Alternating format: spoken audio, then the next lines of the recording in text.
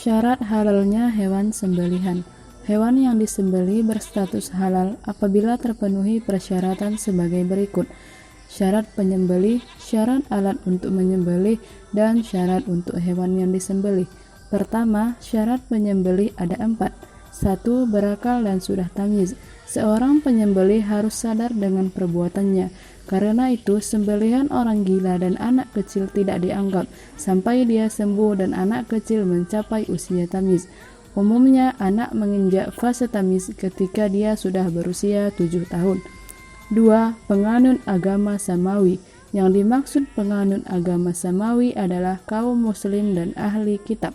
Sembelihan orang musyrik seperti orang Hindu atau orang yang murtad, seperti orang yang tidak pernah sholat, hukumnya haram dimakan, karena orang murtad telah keluar dari Islam. 3. Tidak sedang ihram. Orang yang sedang ihram dilarang untuk menyembelih. 4. Adanya niat untuk dimakan dan membaca basmalah dengan lisan.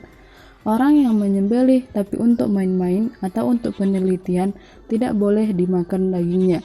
Demikian pula menyembelih tanpa menyebut nama Allah hukumnya haram. Allah berfirman yang artinya, janganlah kamu memakan binatang-binatang yang tidak disebut nama Allah ketika menyembelihnya. Sesungguhnya perbuatan yang semacam itu adalah suatu kefasikan. Quran Surah Al-An'am ayat 121.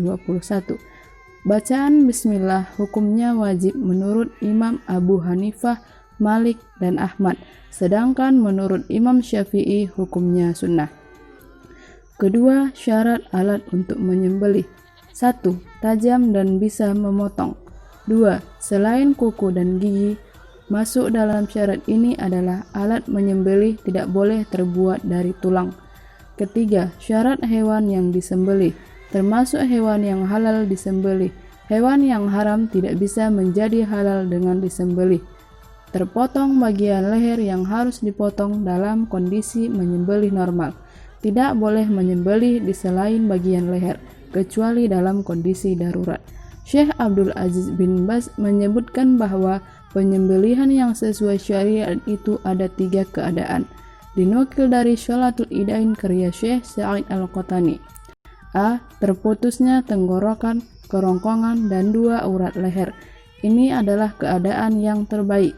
Jika terputus 4 hal ini, maka sembelihannya halal menurut semua ulama.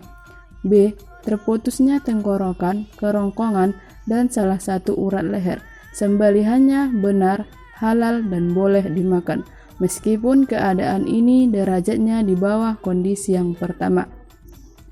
C. Terputusnya tenggorokan dan kerongkongan saja, tanpa 2 urat leher. Sebagian ulama berpendapat bahwa sembelihannya halal. Ini merupakan pendapat yang lebih kuat dalam masalah ini. Dalilnya adalah sabda Nabi SAW yang artinya, selama mengalirkan darah dan telah disebut nama Allah, maka makanlah, asal tidak menggunakan gigi dan kuku. Hadis riwayat Al-Bukhari dan Muslim. Disadur dari Fatwa Syabakah Islamiyah nomor 15372 dan Ahkam Al-Aidain karya Sa'ad bin Waf Al-Qahtani.